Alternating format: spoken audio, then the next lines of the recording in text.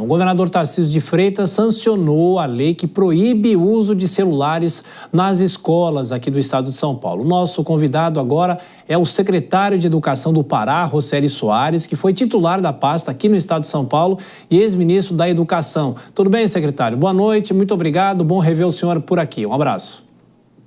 Tudo bom, Thiago? Boa noite, é um prazer poder estar participando nesse tema que hoje é muito importante ser discutido realmente na educação mundial. Sem dúvida. E o senhor, como educador, eu acho que pode dizer para a nossa audiência que é inegável que a retirada do celular em sala de aula, claro, a não ser que seja para ações da pedagogia, mas é inegável que o rendimento dos alunos melhora, secretária, e até que ponto isso abre espaço para outros estados irem nesse sentido? Olha, primeiro, eu acho fundamental, né? Nós não podemos negar a importância da tecnologia, inclusive o próprio uso do celular pode sim ser um aliado da educação, mas não dentro da sala de aula a todo momento e quando o aluno acha que pode ou quer utilizar, né? Ele tem que ter um controle pedagógico do momento adequado dentro do planejamento do professor para, com a intencionalidade da aprendizagem, aquela ferramenta poder ser utilizada. Então, são pouquíssimos momentos que podem ser ou devem ser utilizadas, obviamente, e com autorização e planejamento do professor. Ademais, o aparelho celular hoje, ele passou a ser um processo viciante, não só para jovens, mas para a população adulta, né? Que atrasa o desenvolvimento cognitivo em muitos aspectos, atrasa o desenvolvimento de socialização, que é muito importante, né? Tem estudos importantes mostrando que quando você tira o aparelho celular um tempo a mais da criança, ela tem mais tempo para ser criança. Ou seja, para ir conviver com os colegas, e esse processo de aprendizado é fundamental, Thiago. As intolerâncias nascem da nossa falta de socialização. Socializar num chat, né, eletrônico não é socializar com pessoas. A escola é um espaço importante para a sociedade. Ô, secretário, e pela experiência do senhor, qual é a reação não só dos pais a isso, que muitas vezes ficam preocupados com o acesso ao filho que está na escola, e também as próprias crianças ou adolescentes que não têm o acesso por esse período, que, como o senhor diz, há uma questão do vício do uso da tecnologia? Nós temos que acho que tem algumas soluções que nós precisamos trazer. Há sem dúvida, no campo educacional, assim, uma convergência de que não dá para não fazer nada, que isso está exagerado e que nós precisamos encontrar o caminho dos meios aqui. Obviamente que, também sou pai, sempre foi bom poder pegar o telefone e falar com meu filho, ou meu filho poder falar comigo, isso aumenta a nossa sensação de segurança. Então, as escolas precisarão criar um protocolo, um modelo de protocolo, para que a família, sempre que precisar, consiga localizar. Nem que seja, liga para a escola e a escola informa para o filho, naquele momento, se retirar da sala de aula e, eventualmente, falar com a família, caso seja necessário. Mas é desenvolvendo um protocolo. E, obviamente, o desafio, né, de controlar isso. E se o aluno desobedece, como é que faz, como é que não faz? A família precisa apoiar essas medidas. Isso é muito importante. É uma lei que foi aprovada, inclusive, por unanimidade, diga-se de passagem, aqui no estado de São Paulo, né? E isso é fundamental, a direita, a esquerda, do centro, todo mundo entende que hoje o celular está trazendo mais prejuízo do que apoio, neste caso, no processo educacional. Portanto, nós temos que encontrar soluções. Uma solução foi dada, vamos usar somente no período pedagógico. Os demais pontos, como controlar, aonde guardar o celular, como a família vai fazer para comunicar, eu acho que são pontos possíveis. Thiago, eu e você somos de um período que, se os nossos pais quisessem nos localizar, eles ligavam para a escola e descobriam se a gente estava lá na escola, e a escola ligava para a família, ou seja, tinha algum tipo de ligação. Não havia celular, obviamente, para crianças no nosso período. E isso fez com que nós tivéssemos uma série de desenvolvimento que não está sendo dado às nossas crianças. De novo, não é negar a importância da ferramenta, né, Thiago? O celular está na nossa vida, a criança precisa entender, inclusive, a gente precisa, não é só tirar o telefone, a gente precisa ensinar as crianças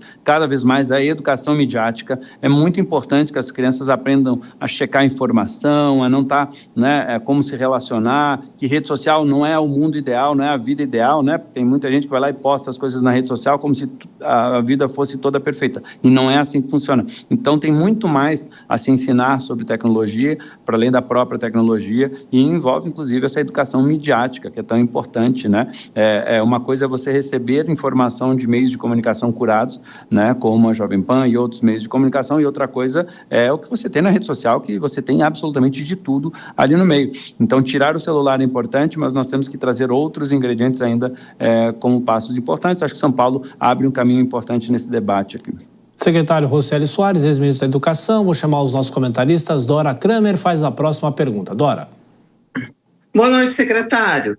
Essa proibição do celular nas escolas, que eu acho ótimo, e o senhor tocou num ponto fundamental. A gente é de uma época que não tinha celular, no entanto, ninguém morria por causa disso, nem ficava incomunicável, tá certo? Achei perfeita a colocação. Agora, essa proibição, ela pode trazer reflexos na relação do jovem com o celular fora, na vida comum, fora da escola?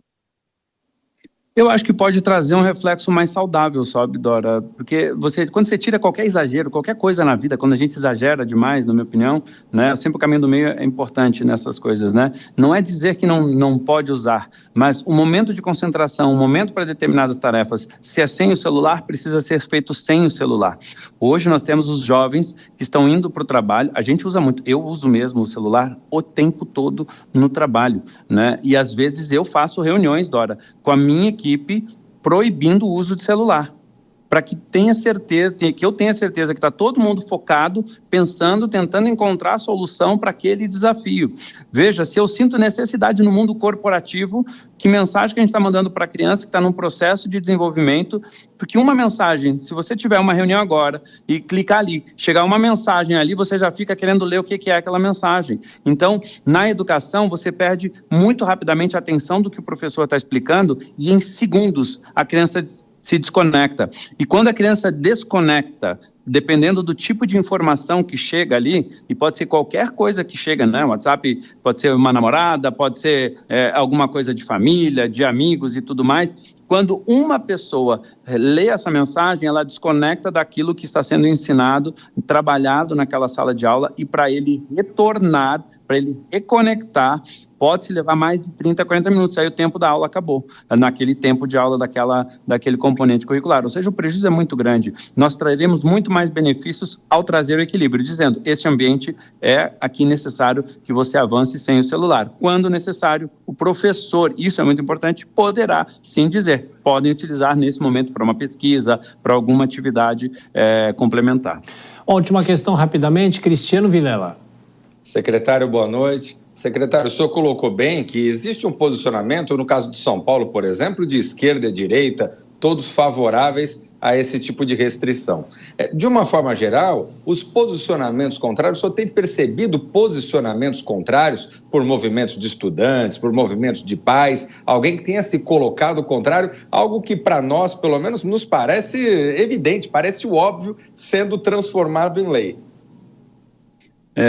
Vilela, primeiro assim, eu até lá no Pará a gente também está discutindo e observando e pensando em como fazer, porque não é simples, né? As medidas, tá bom, você proíbe, e aí, se ele quiser descumprir, o que você faz com isso? Você tem uma série de perguntas que nascem a partir disso, né? Especialmente para a escola pública, porque a privada tem outras medidas, enfim, que podem ser tomadas, mas é óbvio que traz desconforto. Se a gente tirar o celular, né? Eu dei o exemplo aqui de adultos que trabalham comigo lá na secretaria. E nessas reuniões, quando a gente tira, a gente mesmo fica desconfortável, Vilela.